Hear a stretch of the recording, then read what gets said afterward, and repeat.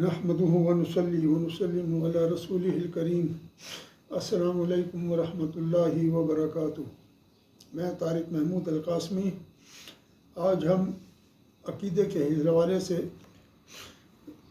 اگلا درس شروع کر رہے ہیں،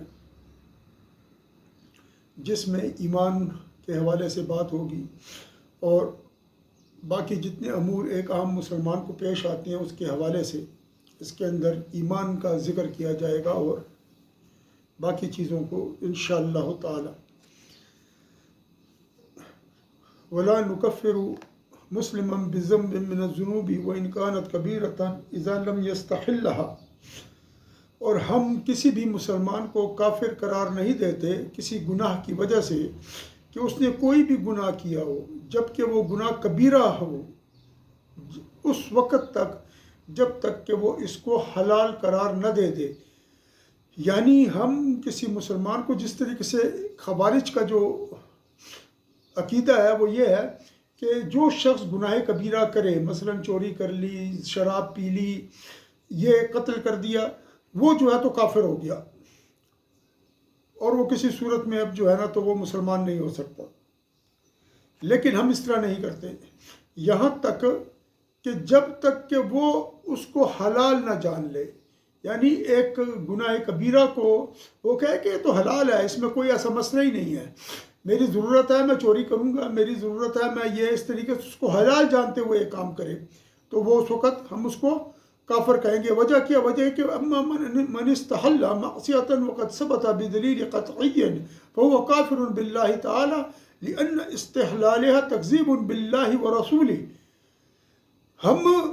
اس شخص کو کافر کہیں گے جو کہ گناہ کو حلال قرار دے دے۔ اس کی وجہ یہ ہے کہ وہ قطعی دلیل، مثلا جو قرآن میں آئی ہے، قرآن میں اللہ تعالیٰ نے ارشاد فرمایا ہے کہ السارقۃ والسارقۃ فاقطعوا ایدیہما، کہ جو چوری کرنے والا ہے اور جو چوری کرنے والی عورت ہے اس کے ہاتھ کاٹ دو، ٹھیک۔ ولا تقربوا الزنا، زنا کے قریب مت جاؤ۔ اللہ تعالیٰ نے حرام کر دیا ہے شراب کو، خنزیر کے گوشت کو، اس طریقے سے اور جو چیزیں ہیں نا اللہ نے حرام کر دیا ہے۔ اب یہ قرآن کی آیات سے ثابت ہے، لیکن کوئی شخص اس بات کو قبول نہ کرے بلکہ وہ کہے کہ نہیں میں تو اس چیز کو مانتا ہی نہیں ہوں، بس میرے لیے یہ حلال ہے، اور وہ اس کو حلال جان لے۔ جب اس کو کوئی یہ بتا بھی دے اور وہ اس کو نہ مانے تو یہ اللہ اور اس کے رسول کو جھٹلانے کے قائم مقام ہو گیا۔ یعنی ایسے ہے جس طرح اس کی اس گفتگو نے، یعنی اس کھانے پینے نے اور ان اعمال کے کرنے نے جو دلیل قطعی سے حرام ہے، قرآن اور سنت متواترہ یا وہ حدیث متواترہ، ان سے جو چیز ثابت ہوتی ہے اس کو کیا کہا جاتا ہے؟ اس کو کہا جاتا ہے کہ یہ جو اس کا انکار کر دے وہ کافر ہے، کیونکہ یہ دونوں دلیل قطعی ہیں، ان کا انکار کفر ہے۔ ولا نزيد عنه أي عن المسلم الذي ارتكب كبيرة غير مستحل، یعنی ہم اس سے جو وہ شخص جس نے گناہ کبیرہ کیا ہے اور اس گناہ کبیرہ کو اس نے حلال نہیں جانا بلکہ اس نے یہ جانتے ہوئے کیا ہے کہ یہ گناہ کا کام ہے جو میں کر رہا ہوں اور یہ گناہ کبیرہ ہے اور مجھے نہیں کرنا چاہیے، لیکن اس کی کوئی مجبوری تھی، جو بھی تھا وہ باوجود کوشش کے اس پر قابو نہ پا سکا، اس شخص سے ہم دور نہیں کرتے، اس شخص سے ہم نام نہیں ہٹاتے۔ کس بات کا؟ اسم الایمان، وَنُسَمِّيَهُ مُؤْمِنًا حَقِيقَةً، ہم اس سے اس میں ایمان دور نہیں کرتے بلکہ اس کو مومن حقیقی تصور کرتے ہیں۔ یعنی جس نے کوئی گناہ کر لیا کبیرہ، ہم اس کو کافر نہیں کہتے بلکہ اس کو حقیقی مسلمان جانتے ہیں۔ اشار الامام بھی الی ان المسلم یسمى مؤمنا حقیقةً وهذا يدل على اتحاد الاسلام والایمان ای كالظہر والبطن۔ یعنی امام رحمۃ اللہ تعالیٰ علیہ نے اس بات سے یہ بیان کرنے کی کوشش کی ہے کہ مسلمان حقیقتاً ہم اس کو مومن کہتے ہیں، اور یہ اس بات پر دلیل ہے کہ اسلام اور ایمان دونوں ایک ہی چیز ہے۔ جس طریقے سے کہ ایمان جو ہے نا وہ اس طرح ہے، ایمان اور اسلام ایک چیز ہے، جس طریقے سے کہ ہم لحاف ہوتا ہے نا، اس کا ایک استر ہوتا ہے اور ایک اس کے اوپر کا غلاف ہوتا ہے، ٹھیک ہے نا۔ طریقے سے ہے، ظہر و بطن. ظہر وہ ہے جو لحاف کے اوپر کا کپڑا ہے، اور بطن وہ ہے جو لحاف کے اندر کا کپڑا ہے. جب ہم سوتے ہیں تو وہ ہمارے اوپر ہوتا ہے، وہ کپڑا ہمارے اوپر ہوتا ہے، اور لحاف کا جو ظاہر ہے وہ باہر کی طرف ہوتا ہے. وَيَجُوزُ أَن يَكُونَ مرتكب الكبيرة مؤمنا فاسقا غیر کافر. اور جائز ہے کہ ایک مرتکب کبیرہ مومن فاسق ہو لیکن وہ کافر نہ ہو. الفسق کس کو کہتی ہیں؟ فسق اس کو کہتے ہیں هو الخروج عن طاعت اللہ تعالی بارتکاب الکبیرہ، یعنی اللہ کی اطاعت سے باہر نکل جائے ایک گناہ کبیرہ کو کرنے سے. مثلا کسی نے چوری کر لی، شراب پی لی، اب یہ اللہ تعالیٰ کے جو اطاعت تھی اس سے خارج ہو گیا، اب اس کو فاسق کہا جائے گا. لیکن یہ مومن ہی ہوگا مسلمان ہوگا مومن، لیکن یہ مومن فاسق ہوگا یعنی گناہ گار ہوگا. اور پھر اس طرح کہتے ہیں کہ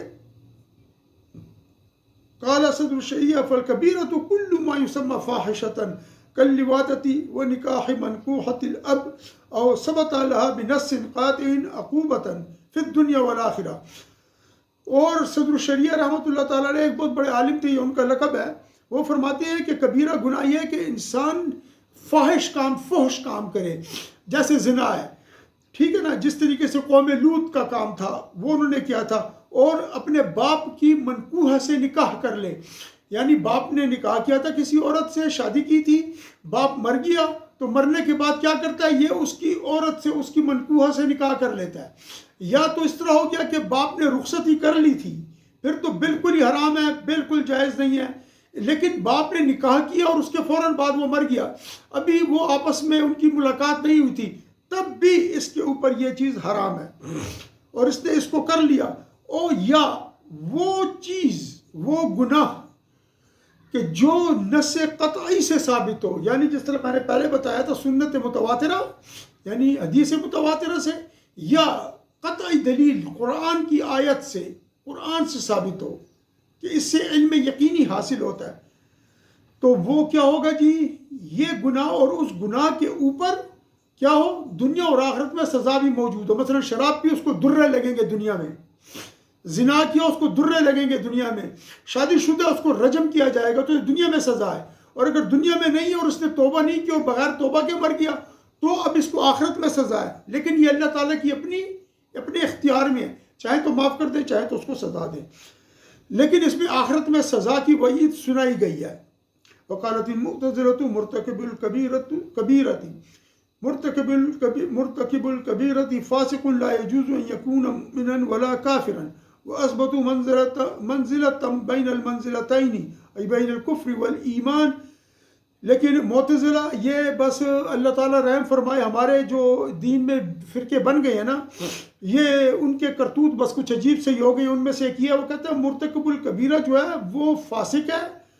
اور اس کے لیے جائز نہیں ہے کہ وہ مومن ہو، یا اس کو ہم مطلب یہ کہ مرتکب الکبیرہ جو کہ اللہ تعالیٰ کی اطاعت سے نکل گیا اور فاسق ہے،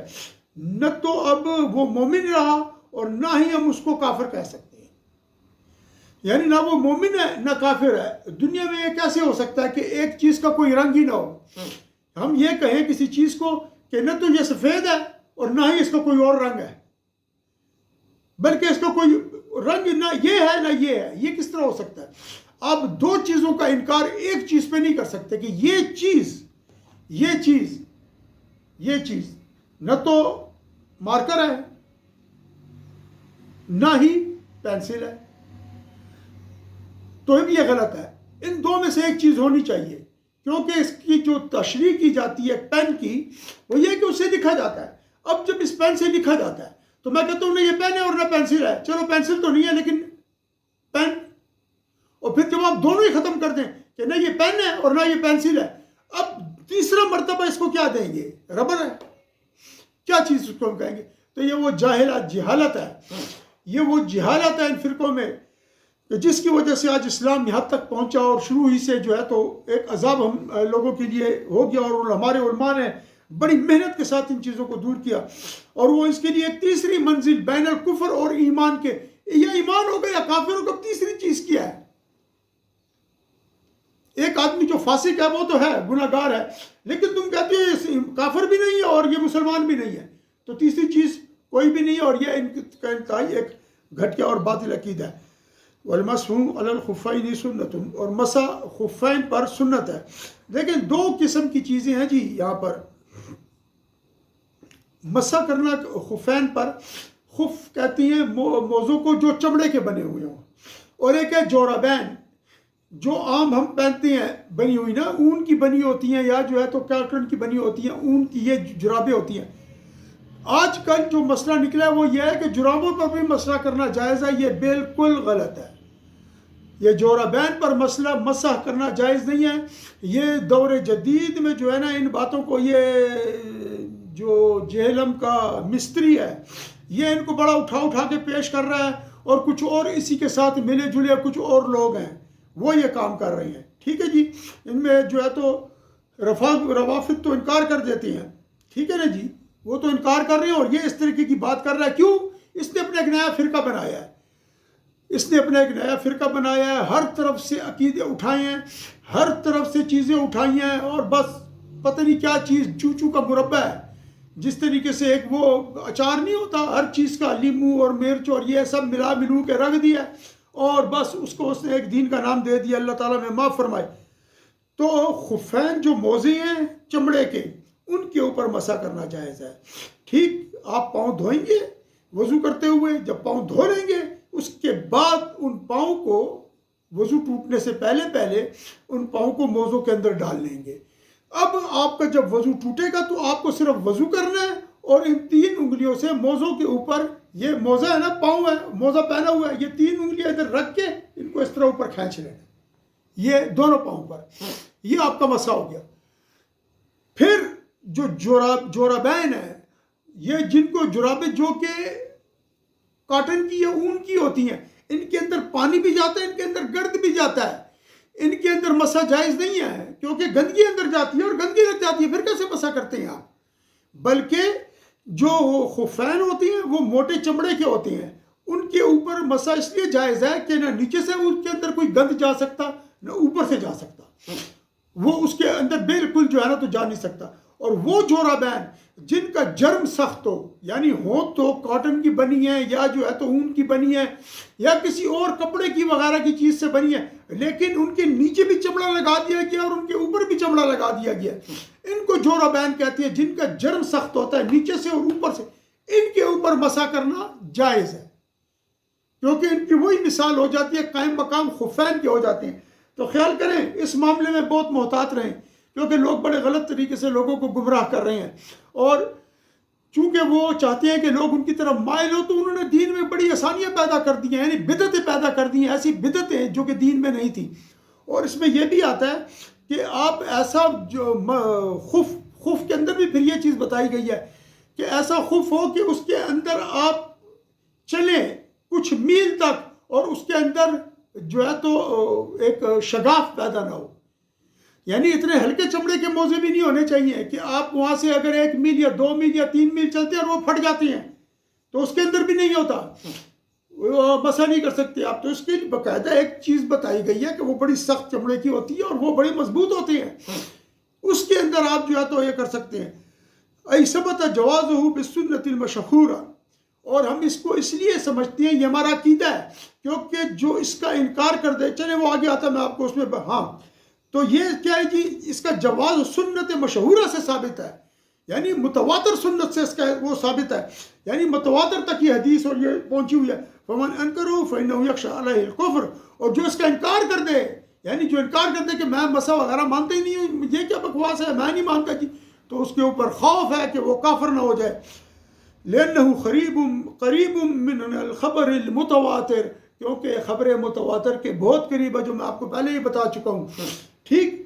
والتراویح فی لیالی شہر رمضان سنت، اور تراویح رمضان کی راتوں میں سنت ہے۔ ھذا رد علی الروافض فإنهم انکروا التراویح والمسح علی الخفین ومسحوا علی ارجلهم بلا خف،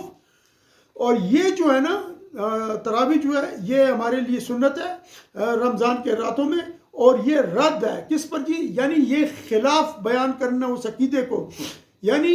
یہ انکار کرنا ہے روافض کے عقیدے کو، شیعوں کے عقیدے کو، کیونکہ وہ تراویح کا انکار کرتے ہیں،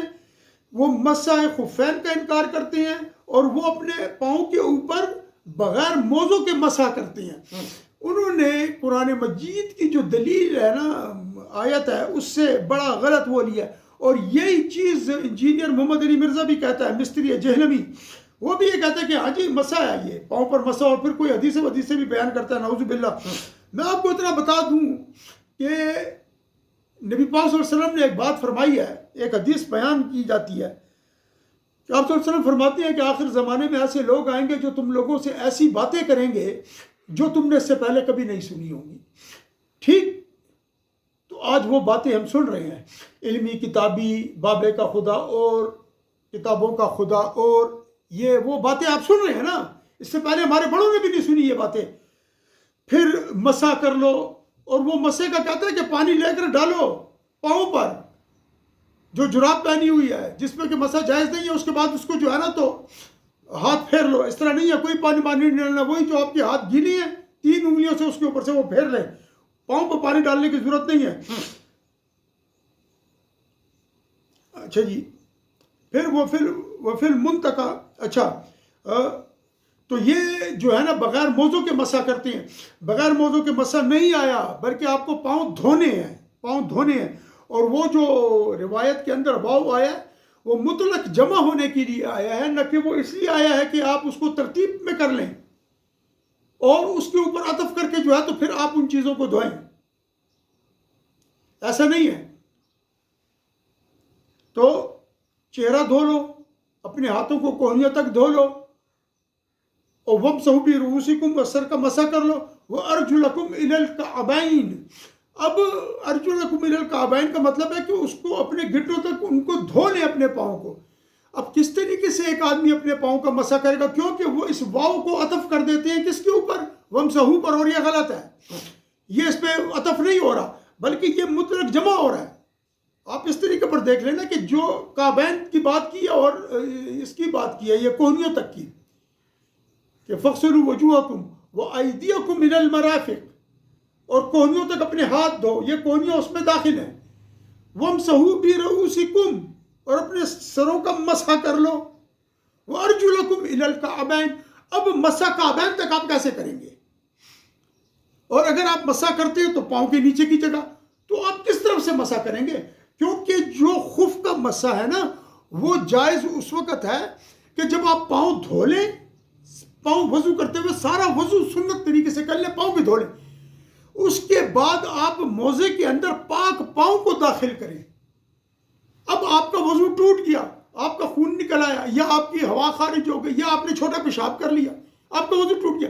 اب جب آپ وضو کریں گے آپ پاؤں نہیں دھوئیں گے، بلکہ جو ہاتھ پر تری لگی ہوئی ہے اسی سے 3 انگلیاں رکھ کے اس طرح اوپر کھینچ لیں گے، اور دوسرے پاؤں پر بھی 3 انگلیاں رکھ کر اوپر کھینچ لیں گے۔ آپ کا مسح ہو گیا۔ اب چونکہ پاؤں پاک آپ نے دھویا تھا نا، پاؤں پر تو کوئی گندگی نہیں لگی، لہٰذا خف کے اوپر مسح کر لینے سے وہ جائز ہوتا ہے۔ اور یہ اس کو تو جب سردی بہت زیادہ ہو، انسان کو ڈر ہو کہ ٹھنڈا پانی کے استعمال سے پاؤں پر مجھے کوئی مرض لگ جائے گا، اب یہاں پر یہ اس طریقے پر، تو بھائی آپ کیسے مسح کر سکتے ہیں اس پاؤں کا جس کو آپ نے دھویا ہی نہیں، اور جس کے تلوے کے، تو آپ کہاں مسح کریں گے؟ یعنی آپ یہ دونوں ہاتھ پکڑ کر اس کو مسح کرنا شروع کر دیں گے ہاتھ گیلے سے، وہ تو آپ کے ہاتھوں پر بھی گند لگ جائے گا دوبارہ۔ فرض کریں پاؤں کے نیچے کوئی گند لگا ہوا ہے، کوئی بیٹ لگی ہوئی ہے، کوئی سخت سی چیز لگ گئی ہے جس کو چھڑانا ضروری ہے، اب آپ اس کے اوپر گیلے پانی سے ہاتھ گیلے کر کے اس پہ مسح کر رہے ہیں سارا، اور وہ جو گندگی آپ کے ہاتھ پہ لگ جائے گی وہاں سے، اس کو پھر آپ کدھر دھوئیں گے؟ یعنی اس کو پھر آپ کو دھونا پڑے گا، تو جب اس کو پھر ہاتھ سے کیوں دھو رہے ہو؟ یعنی یہ وہی پاؤں کی گندگی ہے نا جس کو آپ نے مسح کر لیا، تو اس جگہ پہ مسح کر لو، دھونے کی کیا ضرورت ہے؟ ایک دفعہ تو ہاتھ دھو لیا۔ یہ انتہائی جاہلانہ گفتگو ہے، انتہائی جاہلانہ بات ہے ان لوگوں کی جو یہ لوگوں کو گمراہ کر رہے ہیں۔ بلکہ کوئی مسح نہیں کرنا، پاؤں کو دھونا ہے۔ وہ قال صاحب الخلاصہ وفی المنتقى سئل ابو حنیفہ، یہ بات صاحب خلاصہ نے بتائی ہے، وفی المنتقى سئل ابو حنیفہ رحمۃ اللہ تعالیٰ علیہ عن مذہب اہل سنت والجماعہ، ان سے اہل سنت والجماعت کے مسلک کے بارے میں پوچھا گیا ابو حنیفہ سے، تو انہوں نے جواباً فرمایا ان تفضل الشیخین وتحب الختنین وترى المسح على الخفین وتصلی خلف كل بر وفاجر واللہ الہادی۔ آپ نے فرمایا کہ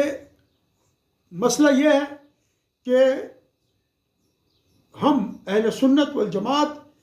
ہم فضیلت دیتی ہیں شیخین کو، یعنی حضرت ابوبکر صدیق صاحب و عمر صاحب رضی اللہ تعالیٰ عنہ کو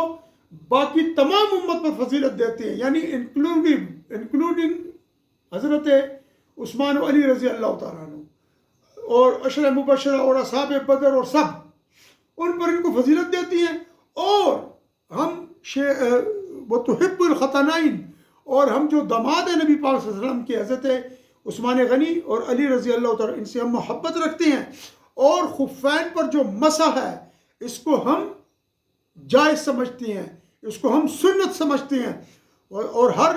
نیک اور بد کے پیچھے ہم نماز پڑھتے ہیں، اور اللہ جو ہے نا وہ ہمارا ہادی ہے، ہمیں ہدایت دینے والا ہے۔ والصلاۃ خلف کل بر وفاجر من جائز، اور ہر نیک اور بد کے پیچھے نماز جائز ہے، ٹھیک ہے جی، لیکن مکروہ ہے۔ مکروہ اس لیے ہے لعدم اہتمام ہی فی الامور الدینیہ، کہ وہ لوگ جو گناہ گار ہیں نا، جو گناہ گار ہے، جو مطلب ہے کہ شراب بھی پی لیتا ہے، ہر غلط کام کرتا ہے، جوا بھی کھیل لیتا ہے، چوری بھی کر لیتا ہے، سب کچھ کر لیتا ہے، ٹھیک ہے، گناہ گار ہے، اس کے پیچھے اگر وہ نماز جمع کرنے کے لیے کھڑا ہو جائے تو آپ کی نماز ہوتی ہے، لیکن اس کے پیچھے نماز آپ کی مکروہ ہوتی ہے، کیونکہ نبی پاک صلی اللہ علیہ وسلم نے فرمایا من صلی خلف عالم تقی فکأنما صلی خلف نبی من الانبیاء، جس نے ایک نیک عالم کے پیچھے، متقی پرہیزگار عالم کے پیچھے نماز پڑھی، گویا کہ اس نے انبیاء میں سے کسی نبی کے پیچھے نماز پڑھی۔ ومن صلی خلف نبی من الانبیاء، اور جس نے انبیاء میں سے کسی نبی کے پیچھے نماز پڑھی، غفر له ما تقدم من ذنبہ، تو اس کے تمام گناہ معاف ہو گئے، یعنی وہ گناہ جو صغیرہ تھے، مطلب ہے کہ انسان صغیرہ گناہ یہ کہ جی بہت زیادہ ایسے گناہ کر لیتا ہے انسان نا، چلتے پھرتے وہ کوئی فضول بات کر دی، کسی کو گالی دے دی، کسی کو کچھ کر دیا، یہ تمام گناہ معاف ہو جاتے ہیں، لیکن جو کبیرہ گناہ ان کے لیے اس کو توبہ کرنی ہوتی ہے۔ ولا نقول ان المؤمن لا تضره الذنوب، اور ہم ہرگز یہ نہیں کہتے کہ مومن کو جو گناہ ہے وہ نقصان نہیں دیتا۔ ولا نقول، اور نہ ہم یہ بات کہتے ہیں کہ انه لا يدخل النار، کہ وہ آگ میں داخل نہ ہوگا، بلکہ ہم جو ہے نا تو کہتے ہیں کہ جو گناہ کیا کسی نے، کبیرہ گناہ کیا، تو ہم کہتے ہیں کہ اس کو نقصان ہوگا، کیونکہ وہ گناہ گار ہوا ہے، اس کو نقصان ہوگا، اور ہم یہ بھی نہیں کہتے کہ وہ آگ میں داخل نہیں ہوگا، بلکہ ہم کہتے ہیں کہ یہ ممکن ہے کہ وہ آگ میں داخل ہو، کیونکہ جو گناہ کبیرہ کر لے اس کی سزا اللہ تعالیٰ کے پاس ہے، اللہ تعالیٰ چاہیں تو اس کو بخش دیں، چاہیں تو اس کو معاف فرما دیں بغیر توبہ کے، اور اگر اس نے توبہ کر لیا تو یہ بھی اللہ کے اختیار میں ہے، چاہیں تو اس کی توبہ قبول کر کے اس کو معاف فرما دیں، چاہے تو اس کی توبہ قبول نہ کریں اور اس کو آگ کا عذاب دیں۔ اور عاصی جو ہے تو گناہ گار وہ کافر نہیں ہے، لہٰذا وکانت معصیتہ کبیرۃ، اور اس کی جو گناہ ہے وہ 3 اس کے بڑے گناہ ہیں، ٹھیک ہے جی۔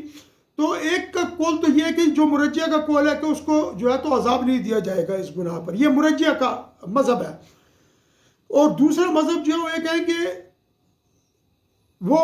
معتزلہ اور خوارج جو وہ کہتے ہیں کہ اس کو پکا پکا عذاب دیا جائے گا، ہمیشہ کے لیے عذاب میں رہے گا یہ، اور جو مختار مذہب ہے وہ یہ ہے کہ مومن جو ہے نا، مومن وہ ہمیشہ کے لیے اس کو آگ کا عذاب نہیں دیا جائے گا، اور اس کو آگ کا عذاب ہمیشہ کے لیے نہیں ہے، بلکہ جس نے قتل کیا ہے، شراب پیا ہے، زنا کیا ہے، جو گناہ بھی کیا ہے، اس کو سزا دی جائے گی آگ میں، کچھ وقت کے لیے جو اللہ کی مرضی ہوگی، اس کے بعد ان کو نکال لیا جائے گا، بلکہ کچھ کو تو آگ میں داخل ہونے سے پہلے گناہ کبیرہ کے مرتکبین کو وہ نبی پاک صلی اللہ علیہ وسلم کی شفاعت سے ہی ان کو جو ہے تو آگ کے عذاب سے بچا لیا جائے گا۔ اور اس طرح اولیاء ہیں، مومنین ہیں، شہداء ہیں، ان کی اس سے بھی بچ جائیں گے۔ اور ولا نقول انه ای المؤمن، اور ہم یہ نہیں کہتے کہ مومن جو ہے یخلد فیہا، وہ ہمیشہ کے لیے دوزخ میں رہے گا، وان کان فاسقا بعد ان یخرج من الدنیا مؤمنا، جبکہ وہ گناہ گار ہو اور دنیا سے حالت ایمان میں گیا ہو، یہ نہیں کہ دنیا سے کافر گیا ہو، کیونکہ جو مومن مرتا ہے تو جو حدیث میں آتا ہے نا وہ یہ ہے کہ اس کا جو اعتبار ہے، اس کا اعتبار وہ کیا ہے جی، وہ خاتمے کے اوپر ہے، یعنی خاتمہ کس پر ہوا، ایک شخص کا خاتمہ کس پر ہوا۔ حدیث شریف میں آتا ہے کہ آدمی مر جاتا ہے، جب مرتا ہے تو اوپر آسمان پر اس کی روح جاتی ہے، تو وہاں جا کر اس کی ملاقات ہوتی ہے، کن لوگوں سے جی، ان لوگوں سے جو اس کے پہلے رشتہ دار تھے، فوت ہو گئے تھے، تو وہ لوگ اس سے حال احوال پوچھتے ہیں دنیا کا کہ جی وہ فلانا کس طرح ہے، وہ میرا ماموں کیسا ہے، وہ میرا چاچا کیسا ہے، میری بہن کیسی ہے. وہ کہتی ہے یار وہ فلانا چاچا تو تیرا کب کا مر گیا تھا. وہ کہتی ہے کہ وہ تیرے پاس نہیں آیا. وہ کہتی ہے نہیں. تو وہ سمجھ جاتے ہیں کہ وہ دوزخ میں چلا گیا، وہ دنیا سے ایمان کے بغیر تھا، یہ جو تھا وہ دوزخ میں چلا گیا. تو اس طریقے سے پتہ لگ جاتا ہے. تو جو ایمان کے بغیر دنیا سے جاتا ہے وہ کدھر چلا جاتا ہے جی؟ وہ پھر اس کو سزا ہوتی ہے، وہ ہمیشہ کے لیے رہے گا. لیکن جو گناہ گار مرا لیکن ایمان کے ساتھ مرا تو اس کے لیے خلود نہیں ہے، ہمیشگی نہیں ہے عذاب کی، کہ وہ جہنم میں ہمیشہ کے لیے جلے. جبکہ معتزلہ کا یہ